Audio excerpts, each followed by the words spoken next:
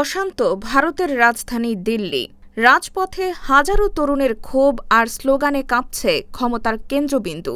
তবে এই অস্থিরতার মূলে কোনো বড় রাজনৈতিক দল নয়, বরং আছে এক স্বতঃস্ফূর্ত বিদ্রোহ, যার নাম ককরোচ জনতা পার্টি বা সিজেপি। দিল্লির যন্তর মন্তরে গত কয়েকদিন ধরে চলা অবস্থান কর্মসূচি এখন এক চরম সংঘাতময় মোড় নিয়েছে। প্রশ্ন উঠছে, ভারতের রাজনীতিতে কি বড় কোনো পরিবর্তন ঘটতে চলেছে? পরিস্থিতি উত্তপ্ত হয়ে ওঠে গত শনিবার।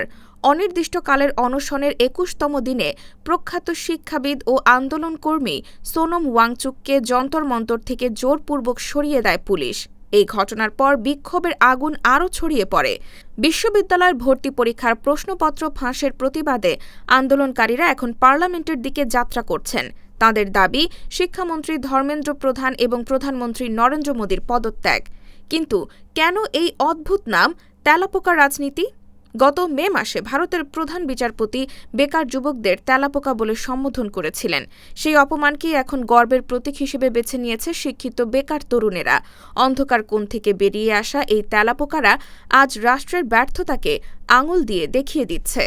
ভারতের রাজনীতিতে এই উত্থান কি কেবল সাময়িক কোনো ভাইরাল ঝড়, নাকি ক্ষমতাসীন মোদী সরকারের গদি নাড়িয়ে দেওয়ার ভিত?